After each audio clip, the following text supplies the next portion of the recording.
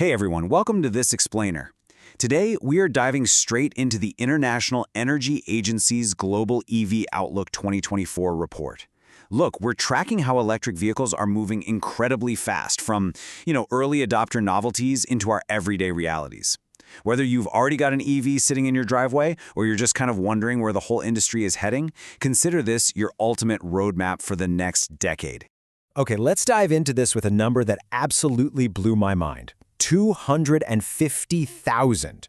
That's 250,000 electric cars sold every single week worldwide last year. I mean, just pause and think about the sheer scale of that for a second. To put it into perspective, more electric cars were sold in 1 week last year than in an entire year just a decade ago. We are literally witnessing an incredibly rapid acceleration in consumer adoption. Section 1. The global EV boom. And this brilliantly illustrates how incredibly concentrated the electric vehicle market actually remains.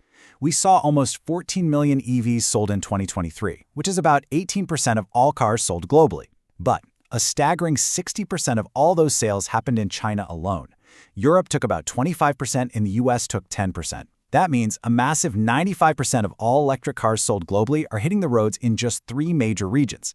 And that leaves the entire rest of the world sharing a tiny 5% slice of the pie.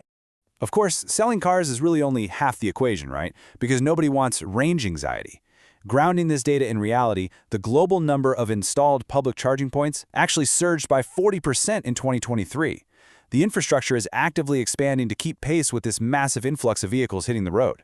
And that's absolutely crucial for giving consumers the confidence they actually need to make that switch from gas to electric.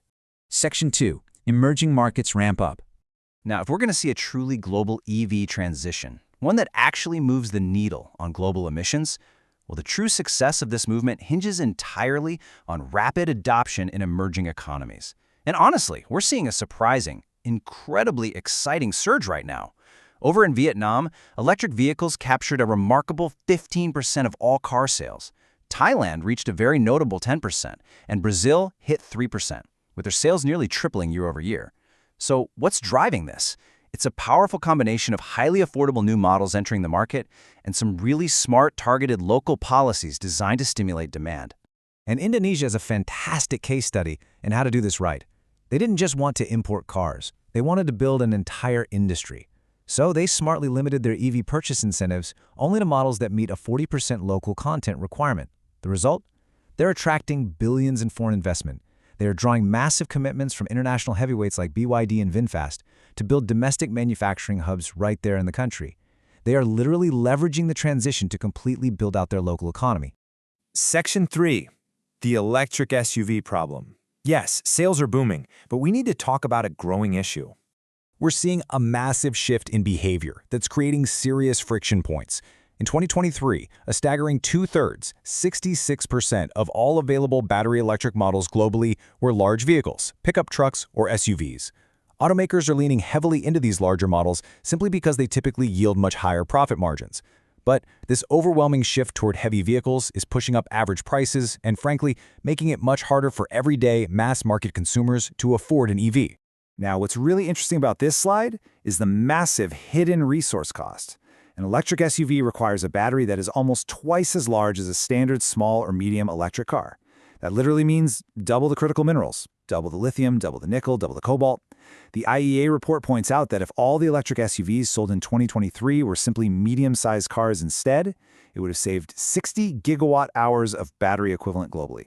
That is just a colossal amount of materials, energy, and supply chain pressure that could have been totally avoided.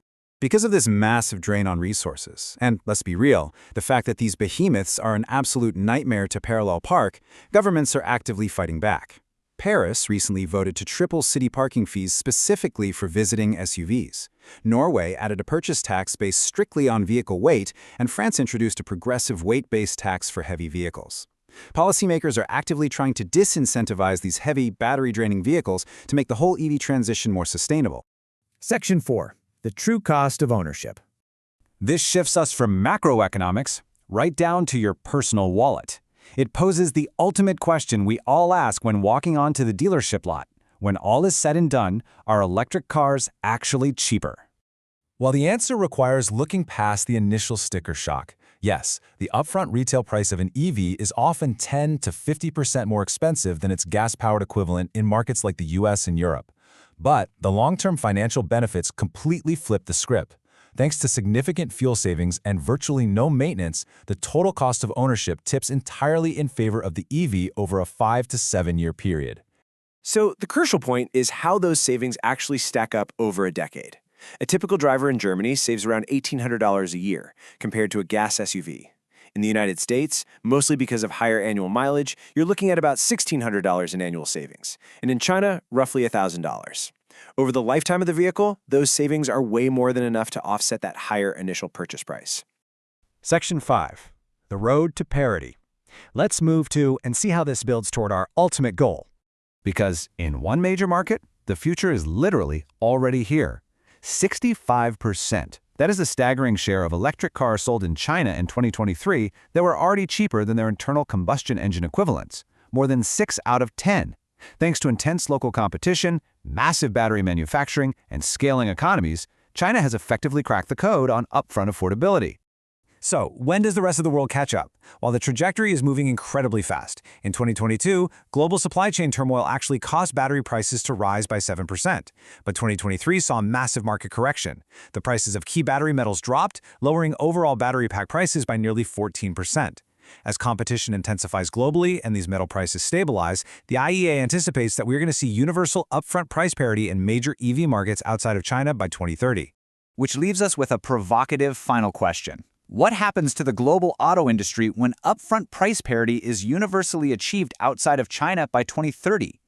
When EVs are just outright cheaper to buy and run, mass adoption isn't just a goal anymore, it's inevitable. The infrastructure is here, prices are dropping. The only question left is, are you ready for the switch? Thanks for joining me for this explainer, and keep learning.